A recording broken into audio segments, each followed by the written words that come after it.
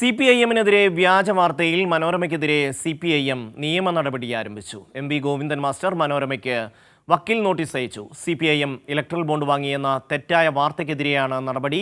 വ്യാജ വാർത്ത പിൻവലിച്ച് ഖേദം പ്രകടിപ്പിക്കണമെന്ന് CPIM ആവശ്യപ്പെടുന്നു. അർച്ചന ചേരുന്നു. അർച്ചന, CPIM നേരത്തെ തന്നെ പ്രസ്താവനയിൽ കാര്യങ്ങൾ വിശദമാക്കിയിരുന്നു. അടിസ്ഥാനരഹിതമായ കാര്യങ്ങൾ വാർത്തയായി നൽകുന്നതിനെതിരെ നിയമ നടപടി ആരംഭിക്കുകയാണ് CPIM. വിശദാംശങ്ങൾ.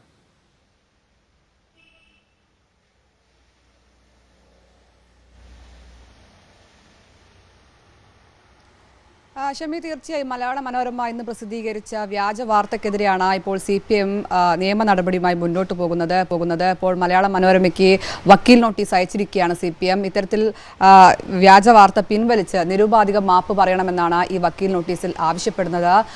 ഈ ദേശീയ പാതയുമായി ബന്ധപ്പെട്ട് ഉപകരാറെടുത്ത മേഘ എഞ്ചിനീയറിംഗ് കമ്പനി 25 ലക്ഷം രൂപ ഇത്തരത്തിൽ ഇലക്ട്രൽ ബോണ്ട് വഴി CPIM-ന് നൽകിയെന്നൊരു വ്യാജ വാർത്ത, വസ്തുതാവിരുദ്ധമായ വാർത്തയാണ് ഇന്ന് മനോരമ പ്രസിദ്ധീകരിച്ചത്. ഇതിനെതിരെയാണ് ഇപ്പോൾ നിയമ നടപടിയുമായി ഇപ്പോൾ CPIM പോകുന്നത്. പ്രധാനമായും ഇങ്ങനെ മാപ്പ് പറഞ്ഞില്ലെങ്കിൽ മലയാള മനോരമയ്ക്കെതിരെ അപകീർത്തി കേസിൽ നിയമ നടപടിയുമായി മുന്നോട്ട് പോകുമെന്നൊരു താക്കീത് കൂടി ഈ വക്കീൽ നോട്ടീസിൽ പറയുന്നുണ്ട്. CPIM സംസ്ഥാന സെക്രട്ടറി MV ഗോവിന്ദൻ മാഷാണ് നോട്ടീസ് അയച്ചത്, അഡ്വക്കേറ്റ് KS അരുൺകുമാർ മുഖേന.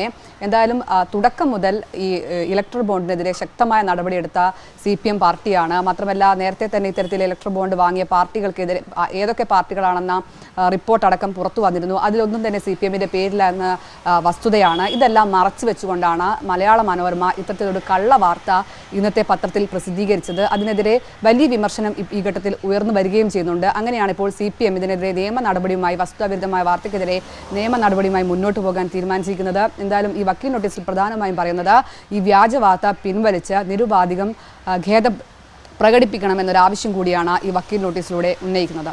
ഷമി.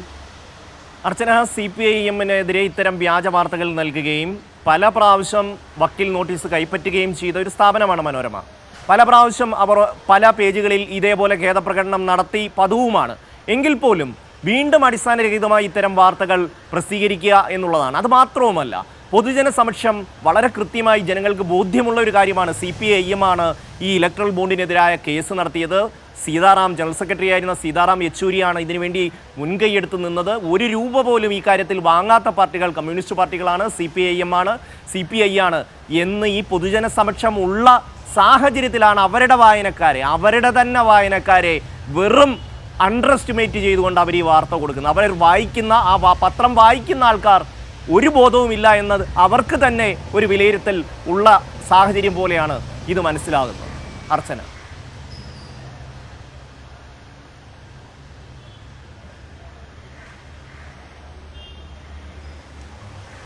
തീർച്ചയായും ഷമി, അത് തന്നെയാണ് ഇതിൽ ഏറ്റവും പ്രധാനപ്പെട്ടത്. കാരണം എല്ലാ വസ്തുതകളെയും മറച്ചു വെച്ചുകൊണ്ടാണ് മനോരമ ഇത്തരത്തിലൊരു കള്ള വാർത്ത, വ്യാജ വാർത്ത ഇന്നത്തെ പത്രത്തിൽ പ്രസിദ്ധീകരിച്ചിരിക്കുന്നതെന്നാണ് ഏറ്റവും പ്രധാനപ്പെട്ടത്. മാത്രമല്ല, BJP-യും കോൺഗ്രസും ഈ മേഘ കമ്പനിയിൽ നിന്ന് ഇത്തരത്തിൽ ഇലക്ട്രൽ ബോണ്ട് വാങ്ങിയതായി വിവരങ്ങളുണ്ട്, അതിൻ്റെ വസ്തുതകളുണ്ട്.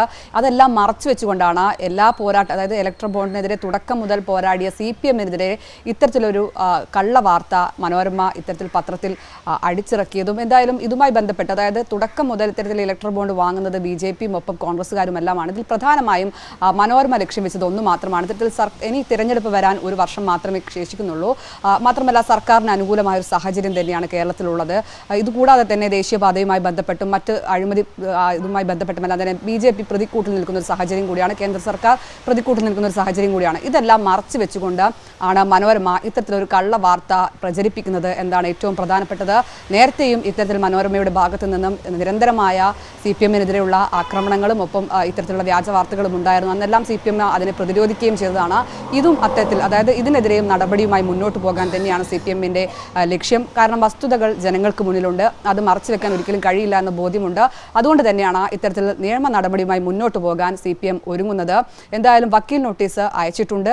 അതിന് പ്രധാനമായും പറയുന്നത് മനോരമ ഇത്തരത്തിൽ വ്യാജ വാർത്ത പിൻവലിച്ചുകൊണ്ട് നിരുപാധികം മാപ്പ് പറയണമെന്നൊരു ആവശ്യം കൂടിയാണ്. ഇല്ലെങ്കിൽ ശക്തമായ നിയമ പോരാട്ടവും വാർത്തയുമായി CPM മുന്നോട്ട് പോകാൻ തന്നെയാണ് തീരുമാനിച്ചിരിക്കുന്നത്. എന്തായാലും മനോരമ ഇതിൽ എന്ത് അഭിപ്രായം പറയും, അതല്ല എന്ത് നടപടിയെടുക്കുമെന്നതാണ് ഇതിൽ ഏറ്റവും പ്രധാനപ്പെട്ടത്. എന്തായാലും ഇത് വലിയൊരു പ്രശ്നം തന്നെയാണ്. അതായത് ജനങ്ങൾ ഇതിനെതിരെ വലിയ വിമർശനം ഉന്നയിക്കുന്നുണ്ട്, CPM ഇതിനെതിരെ വലിയ വിമർശനം. കാരണം വസ്തുതകളെല്ലാം മറച്ചു വെച്ചുകൊണ്ടാണ് ഇത്തരത്തിലൊരു വാർത്ത മനോരമ ഇന്ന് നൽകിയത്. ഈ ഇലക്ട്രൽ ബോണ്ടുകൾ കോൺഗ്രസും BJPയും എല്ലാം കോടികൾ വാങ്ങിയതിന്റെ വസ്തുതകളും ഇതിന്റെ എല്ലാം തന്നെ റിപ്പോർട്ട് നേരത്തെ തന്നെ പുറത്തുവിട്ടതാണ്. ആ പേരിലൊന്നും, ആ പട്ടികയിലൊന്നും ഇടം പിടിക്കാത്ത CPM പാർട്ടിയാണ്. മാത്രമല്ല സുപ്രീം കോടതിയിലടക്കം ഈ ഇലക്ട്രൽ ബോണ്ടിനെതിരെ പോരാടിയ, നിയമ പോരാട്ടം നടത്തിയ പാർട്ടിയാണ്. ആ പാർട്ടിക്കെതിരെയാണ് ഇത്തരത്തിൽ ഒരു കള്ള വാർത്ത പ്രചരിപ്പിച്ച് ജനങ്ങളിലേക്ക് തെറ്റിദ്ധരിപ്പിക്കുന്ന ഒരു വാർത്ത എത്തിക്കുന്നത് എന്താണ് അതിൽ ഏറ്റവും പ്രധാനപ്പെട്ടത്. എന്തായാലും ഇതിനെതിരെ ശക്തമായ നിയമ നടപടിയും മുന്നോട്ട് പോകാൻ തന്നെയാണ് CPM പാർട്ടിയുടെ തീരുമാനം. ഷമി. അർച്ചനയാണ് വിവരങ്ങൾ നൽകിയത്. വരിസംഖ്യ കൊടുത്ത് പത്രം വാങ്ങുന്ന വരിക്കാരോട് അല്പം കൂടി ഒരു ബഹുമാനം മലയാള മനോരമ കാണിക്കേണ്ടതാണ്. കാരണം സമൂഹത്തിന് മുന്നിൽ ഉള്ള ഒരു വിഷയത്തെയാണ് വക്രീകരിച്ചുകൊണ്ടൊരു വാർത്ത ഇന്ന് നൽകിയിരിക്കുന്നത്. ഇതിനെതിരെ നിയമ നടപടി തുടങ്ങിയിരിക്കുകയാണ് CPIM.